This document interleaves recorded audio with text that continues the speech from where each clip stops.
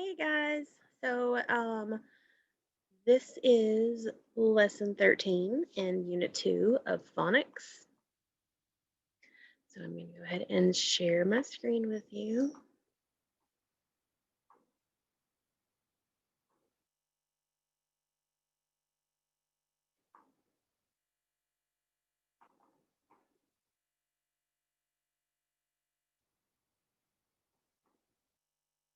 There we go. Okay.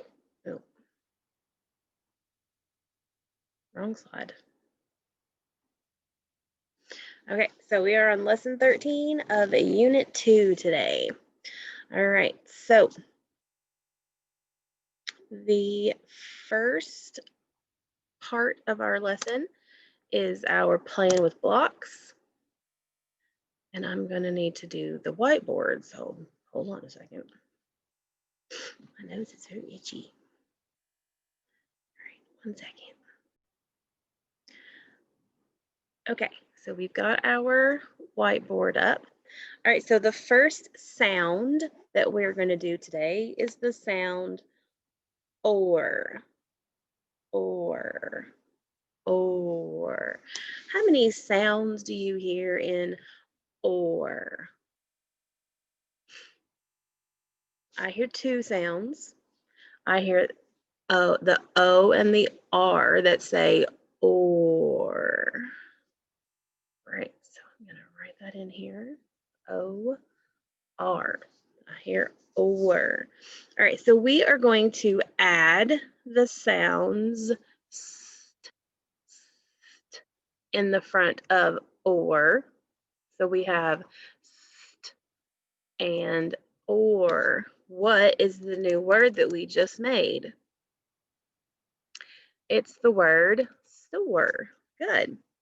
All right, now we're going to make a new word. We're going to add the sound E to the end. So we have st or E. So what's the new word that we just made that time? St or E. We made the word story. Good. All right, so now what we're going to do is we are going to take away the E part at the end, the sound E, and we're going to add the sound idge. Okay, so we have st or idge. What's that new word? St or idge. Storage. Good job. All right. So, okay, we're going to start over. We're going to make a new box. Okay, make a new box down here. Okay, so we're still doing or. Okay, so we are going to add a big part at the end of the word this time. We're going to add goodnight. I know. So we have or, and then we have goodnight. So what is the new word there? Organize. So the new word is organize. It's a big one, right? Okay, so now we're going to keep organize, and we're going to add ing. Organize, ing. What's the new word?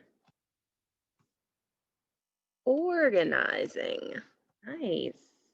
What other words can you guys think of that we can make with the sound or? I can think of like for, board, snore, soar, snore, the number 4, pour, or pour, door. You guys think of anything else? All right, nice job. Okay, so now I'm gonna delete, I'm gonna erase things. Erase, erase, erase. Okay, and now we're going to take the or sound, but this time we're going to change the part to a z. So it's going to be O's. Okay, O's. We hear the O and the Z. So there's two sounds with that blend. Okay, it's O's. All right, so this time, oh yeah, what is the vowel sound in O's? It's the O. Good. All right, so we are going to put the sounds grr in the front. Grr, O's. What's that new word? Grr, O's. It is grows. Good. All right, so we're going to take away the grr and we're going to put a n, O's. What's that new word? N, O's. Nose, like nose. Okay. Now we're going to keep the N, O's, E. N, O's, E. What's that new word? It's nosy. Good. What other words can you think of that have O's in them?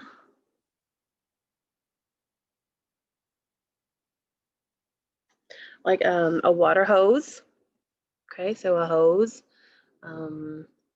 Blows, clothes.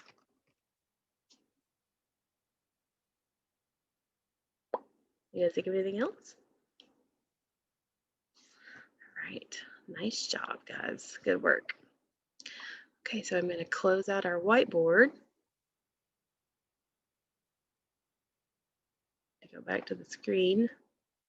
Okay, so that was our plan with blocks. So now we're going to do our sentences.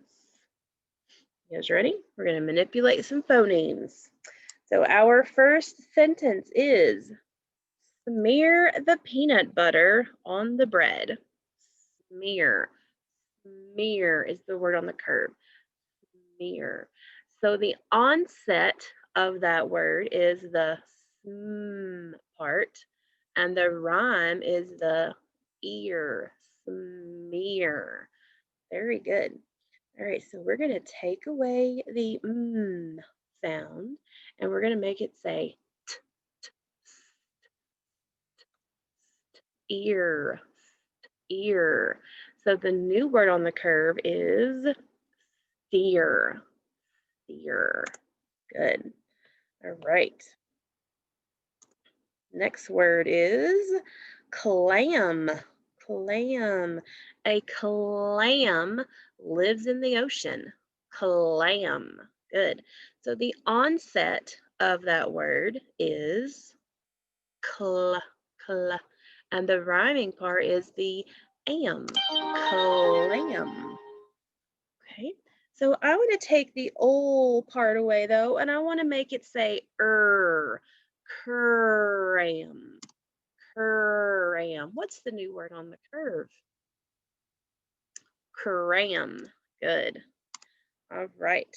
So our next one is I can swim underwater. Swim is the word on the curve. What do you think the onset is of that word? That's right. It's the sw. And what is the rhyming part of the word? It's the M, swim. Very good.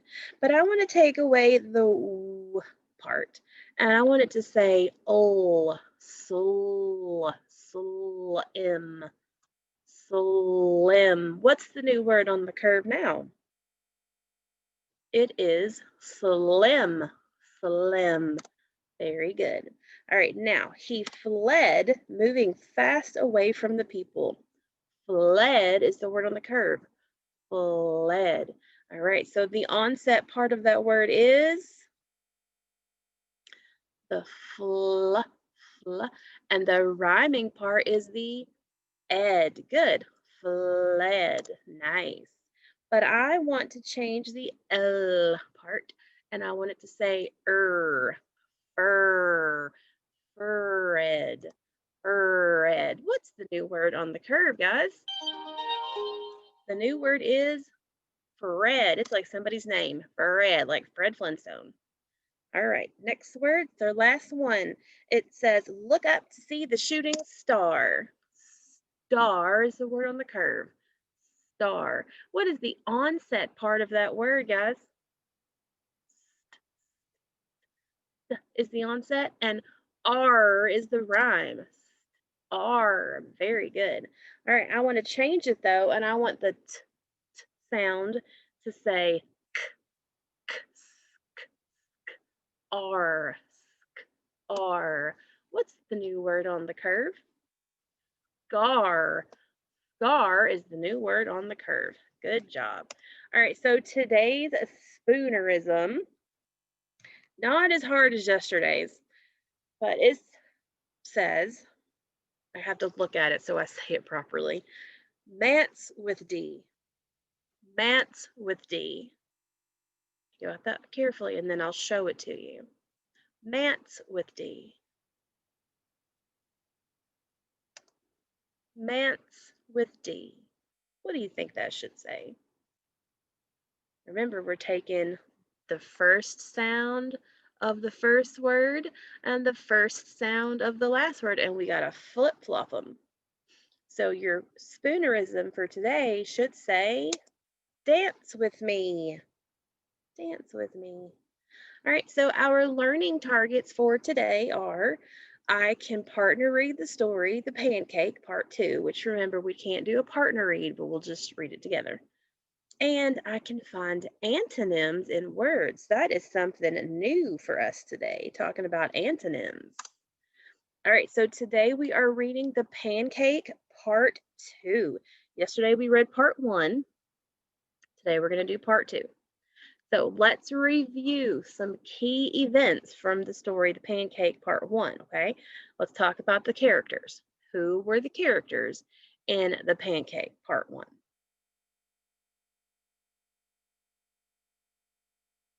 Okay, so we had the pancake, and we had the family, like the mom that was cooking the pancake, and all the kids, because they were all standing around waiting to eat the pancake. And then we had the farmers there close to the end of the story when he ran past the farmers. So, where is the setting? Where does the story start in part one?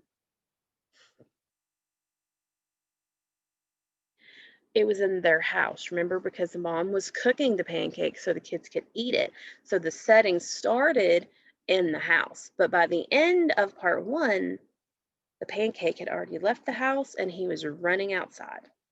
And so, what is the plot? What has been happening so far in the story?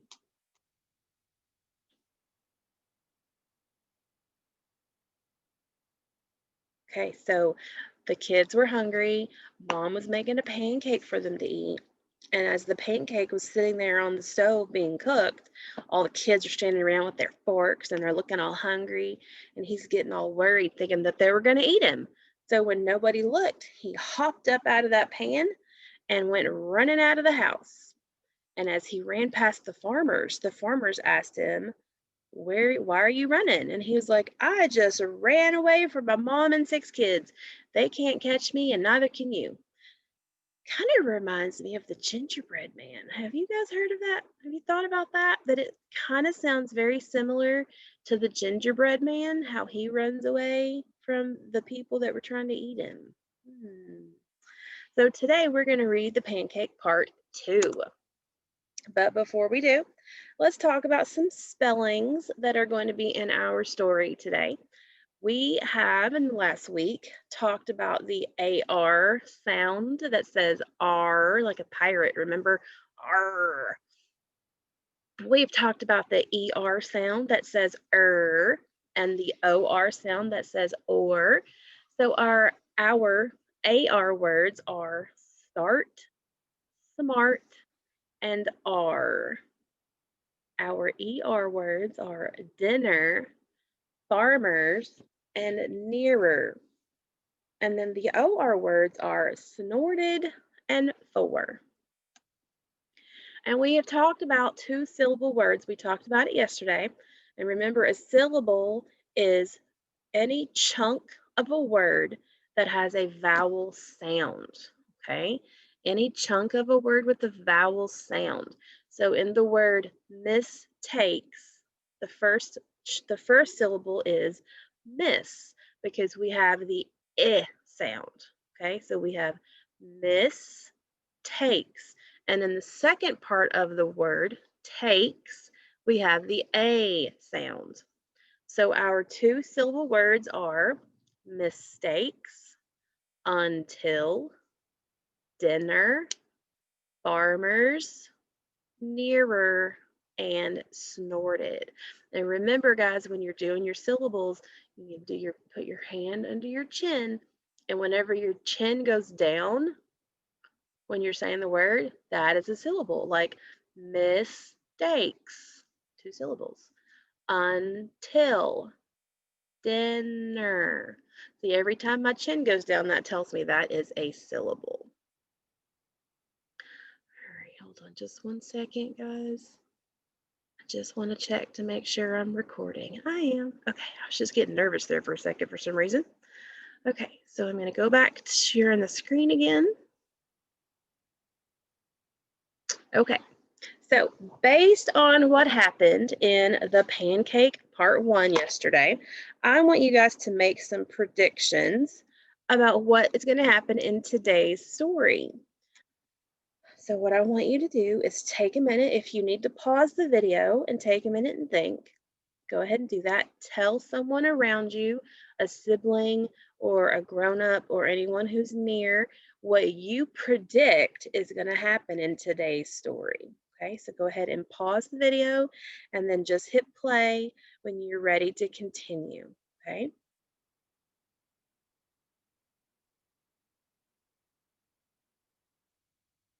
All right, so we are going to read the story now, and we're going to read carefully and listen carefully to see if your prediction is correct. Okay.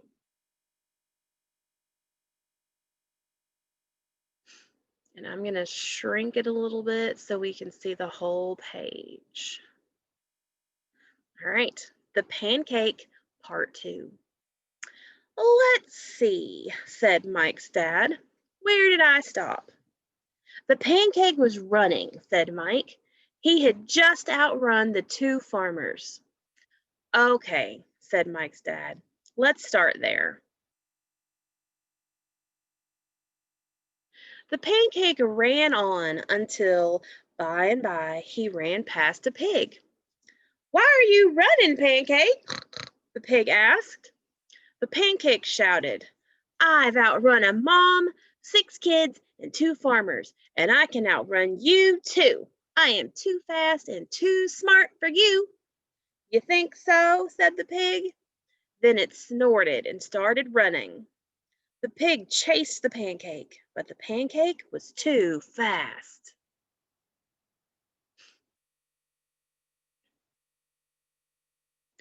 The pancake ran on until, by and by, he passed a hen. Why are you running, Pancake? The hen asked.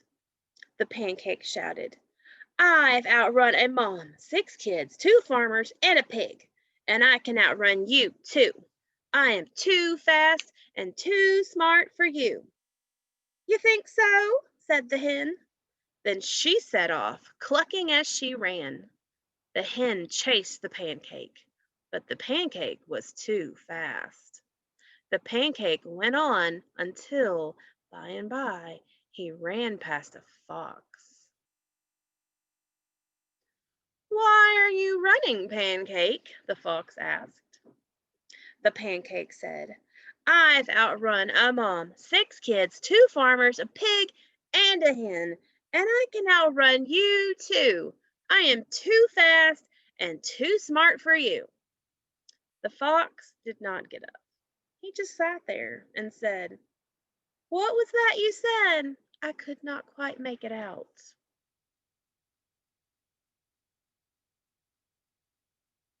What do you guys see? What's in his mouth? What's on the ground in front of him? The pancake stopped running and yelled, I've outrun a mom, 6 kids, 2 farmers, a pig, and a hen, and I can outrun you too. I am too fast and too smart for you. Hmm. The fox squinted and said, "What was that you said? I still could not quite hear you. Why do you stand so far off? Stand nearer to me so I can hear you." The pancake ran up near to the fox. Then he shouted at the top of his lungs, "I've outrun a mob, 6 kids, 2 farmers, a pig, and a hen, and I can outrun you too. I am too fast and too smart for you."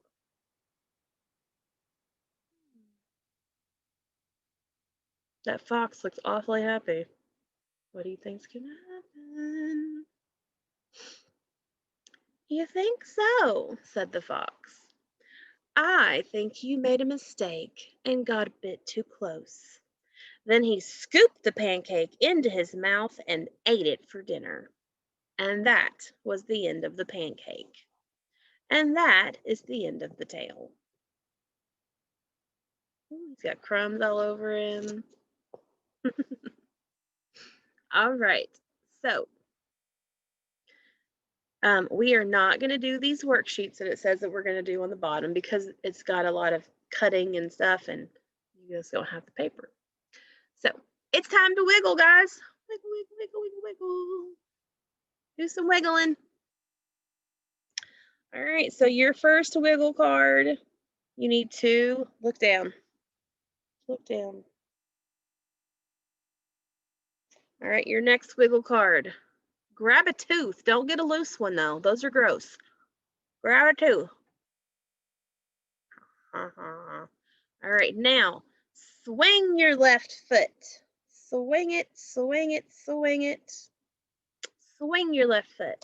All right, now stomp with one foot. Stomp on the ground. Stomp, stomp, stomp. Okay, so before, let's stop. Okay, wiggle back down to your seat. Wiggle, wiggle, wiggle, wiggle, wiggle. Before we move on, let's talk about how the story ended.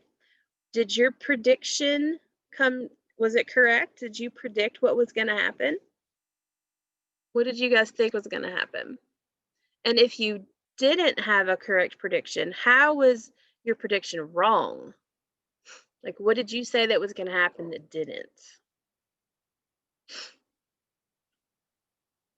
Hmm. So, like I said, I think it's kind of sounded a lot like the gingerbread man because remember, the gingerbread man got eaten at the end of the story also by an animal that tricked him. So, who was the trickster in this story? We've been talking a lot about trickster tales. Which animal in this story was the trickster? It was the fox because he tricked the pancake to come closer because he kept saying he couldn't hear him. So, remember, we talked yesterday about personification and how that means that the author makes characters that are not normally alive, like the pancake. You make pancakes and they don't normally talk to you and take off running out of your kitchen. And the animals, like the hen and the fox and what was the other animal? The hen and the fox, and how they talk. And they don't normally talk in real life. So that is what the author did with personification. Okay, so let's go to the new part for today. Today we're going to talk about antonyms. And antonyms are really cool, guys. They are words that have opposite meanings. Okay, so we're going to learn about antonyms and how they have meanings that are the opposite of other words. So here is an example. We have the word hot. Okay, so we all know what hot means. Hot and cold. If you have a hot chocolate and a cold cup of chocolate, those are the opposite things. They don't mean the same thing. What about the opposite of fast is slow. Just like in our tale, the hare and the hedgehog, which one was fast and which one was slow? So they are total opposites. The opposite of big is small. Good. And we're going to practice generating some antonyms by discussing some of our characters from the bedtime tales. Okay. So the pancake is a fast runner. So what is an antonym for fast? That's right, slow. Slow is the antonym of fast. They are opposite in meaning. Very good. So the fox is clever. What is an antonym for clever? What do you think? Do you know what clever means? Clever means that he was very smart and how he tricked the pancake. He was so clever is another way to say smart. So what would be the opposite of smart? The opposite of clever? The antonym would be stupid, which is not a very nice word, but it is the opposite of clever. So Jane, in our first story, The Milk, wants her pig to get plump. Do you guys know what plump means? If she wanted her pig to eat all kinds of food so she could sell it at the market, remember? So she wanted it to eat and to eat and to eat and to eat. So what do you think plump meant? It meant to get fat and chubby. So what is the opposite? What is the antonym of plump? It is thin. The opposite of plump is thin. Okay, so Jim is a big man. What is an antonym for big? Small. Big and small are opposites. They are antonyms. So Mike is a young boy. Young, what is an antonym for young? It's old. So young and old are opposite in meanings. All right, good job. Okay, so 13.5 worksheet is just the story. So I'm not giving you the worksheet, I actually gave you the story. So if you go to your Google Classroom today, all right, so we're going to go down to Phonics, week 3. So here is the pancake part 1, and then I'm going to put in this area, I'm going to put your pancake part 2, and that is really all that you need to do today is to reread the pancake part 2, and you have 3 questions about the pancake part 2 to work on, and that is all that we have for today. Okay, so I hope you guys enjoyed the rest of the pancake story, and have a great afternoon, and I will see you later. And remember, today is Friday, so have a great weekend, and I will see you back on Monday. All right. All righty. Bye, guys. Have a great day.